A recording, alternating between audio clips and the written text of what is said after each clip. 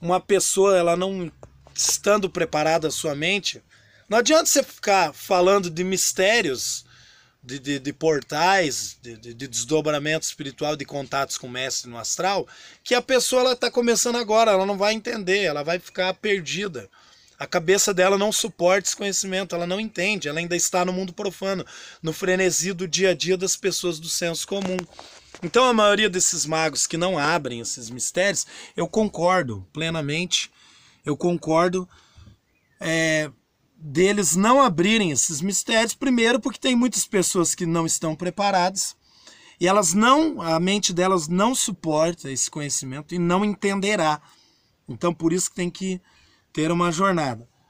Segunda questão é o iniciado, o neófito, que foi em disparada, que é o grau zero, que ele está iniciando agora para buscar esse conhecimento, ele pode profanar segredos sagrados dentro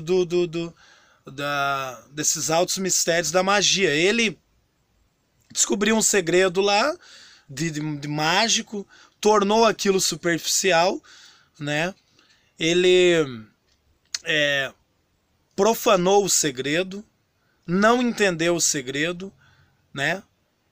Descobriu um mistério que era velado dos altos conhecimentos, dos altos mistérios da cabala clifótica, dos mistérios da magia, e tornou aquilo superficial como se fosse um colar de pérolas que ele jogou para os porcos. Então ele não entendeu, profanou e tornou o conhecimento superficial. Então o que acontece? Concordo sim com esses magos, deles falarem sempre nas entrelinhas, porque dessa maneira eles impulsionam o neófito, aquele que está em disparado ao conhecimento, a se esforçar e ter o merecimento de conseguir ter, de conhecer esses mistérios velados através do seu próprio merecimento. E daí ele vai começar a ter contatos no mundo astral, e esses mistérios não podem ser revelados para todas as pessoas para que não seja profanado e se torne um colar de pérolas jogados aos porcos e torne uma coisa banal e superficial. Dessa maneira você pode até sofrer uma punição de algum guardião desses graus mágicos por banalizar um mistério altamente poderoso que mexe com o seu intramundo, o seu microcosmo, e mexe com as coisas fora. Então, só através do grau de merecimento você tem acesso a esses mistérios. Concordo plenamente com esses magos de deixar sempre nas entrelinhas. Isso já vem das escolas iniciáticas gregas, né? Da Grécia.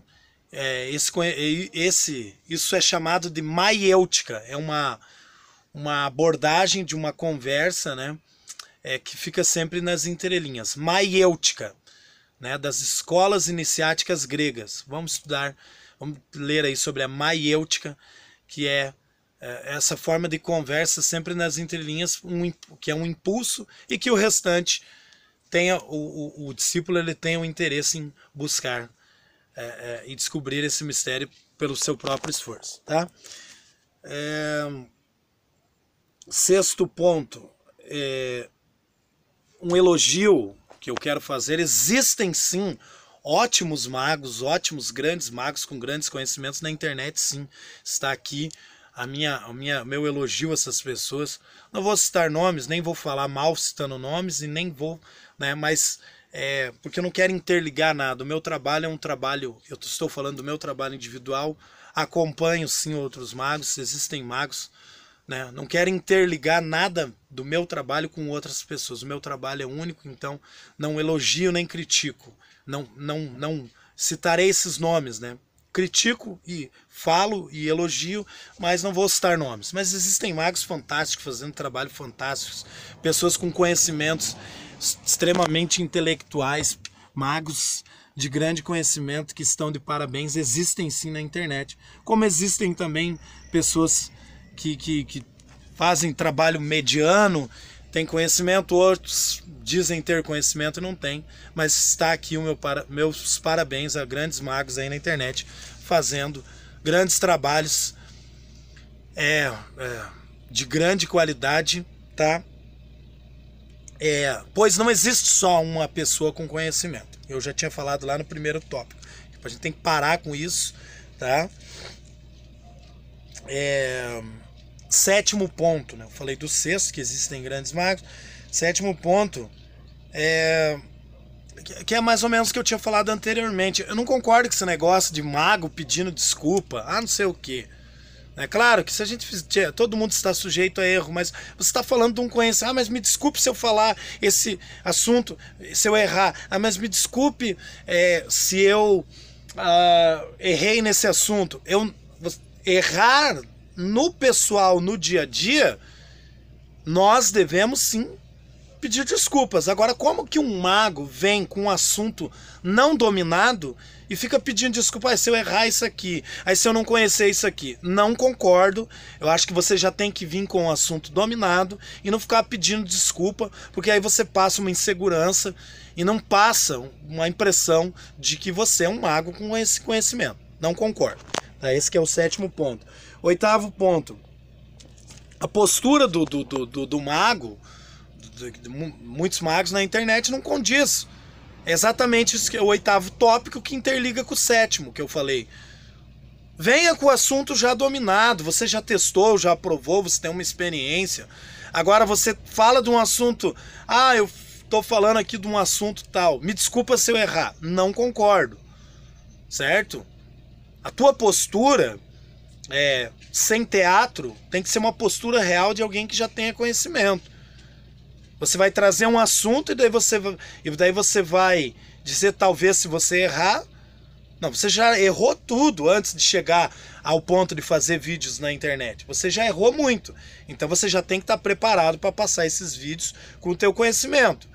Não ficar pedindo desculpa, se eu errar esse assunto, me desculpem. Não, quer dizer, você vai colocar um assunto que você não domina, daí as pessoas vão errar também se baseando em você.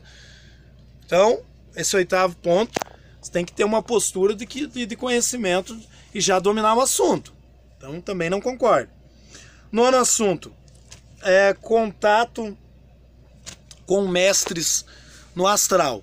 O mago, quando ele chega num determinado grau, ele tem contato com mestres no astral. Ele tem alguém que quando ele dorme, comigo pelo menos acontece muito isso, a gente se desdobra, eu escuto o meu mestre do mundo espiritual, do mundo astral, me explicar coisas além da minha mestra espiritual, a qual eu tive aqui, tenho e tive em vida, que me explica as coisas, né? Então, chega num grau que você tem o contato com esse mestre, que também pode ser um guardião seu, e ele te explica, um mago no mundo astral também, que é o seu mestre e que te acompanhará na tua jornada. Em algum momento você também estará sozinho com o teu poder próprio para você se virar e aprender a ser um mago de verdade. Porque o mago ele tem um poder próprio, único e pessoal e particular dele. Ele domina as forças espirituais. Isso é um mago, ele domina toda a sua realidade, ele é soberano. Então, esse contato ele é real, ele existe, e nesse contato com um mestre no mundo astral, quando eu estou dormindo ou quando eu me desdobro, ele me explica coisas, e aí o conhecimento vai sempre avançando e esse conhecimento vai ficando maior e de mais poder espiritual. Tá? Esse é o nono ponto. O décimo e o último tópico, que para mim é de extrema importância, é o seguinte: todo mundo pode ser um mago? Pode. Se você estudar muito, se você tiver um mestre aqui em terra, depois você pode ter um contato com o mestre no mundo astral, e você tiver a humildade de aprender e entender que no início você não sabe nada, e se você ter esse mestre, obedecer esse mestre, atingir graus, um grau real de conhecimento, atingir um poder real, ter um conhecimento, você vai ser um mago. Agora, na minha visão, existem dois, né? Existiu um perfil para mago e um outro perfil, que é o seguinte. No meu caso, eu de fato até no começo não queria muito contato com a espiritualidade, mas eu tive muitas o que eu chamo de regressão natural, uma regressão aí natural E eu vi coisas de vidas passadas, né? Fiz regressões, me desdobrei no mundo espiritual para o passado, fiz regressões e vi que eu já era mago em vidas passadas, até de fato nessa vida eu vinha me negando, querendo fugir disso, mas eu descobri que esse era o meu caminho. Foi tudo muito natural, nada forçado. E esse 10º tópico que eu acho importante é o seguinte, para você, eu acho isso também muito importante, porque o que acontece? Que foi o meu caso. Para você ter um mago, para você ser um mago, perdão, desculpa, falei termo, eu quero dizer ser. Para você ser um mago de um poder real, que nem no meu caso, eu acredito que também é importante essa ancestralidade que estará no DNA espiritual das vidas passadas, trazidas para essa, inserido no DNA espiritual da existência dessa pessoa reencarnada, que pode trazer traços já de vidas passadas, que já foi mago. Então isso facilita muito. Ah, mas eu não fui mago na vida passada, posso estudar e ser? Pode. Terá mais dificuldade, porque você não traz inserido no teu DNA espiritual da ancestralidade de vidas passadas, mas irá conseguir, tá? Essa ancestralidade mágica espiritual, ela facilita muito as coisas, que foi o meu caso. Como eu disse, eu não estava aceitando, eu vinha me negando, mas as coisas foram tendo uma tendência para isso, certo? E eu aceitei e entendi que era o meu caminho, porque em vidas passadas eu já havia sido sacerdote, mago, certo? Então a ancestralidade espiritual de vidas passadas que está inserida no DNA, nos registros acásticos das consciências, que estão intimamente ligados das outras vidas com essa, estão intercaladas.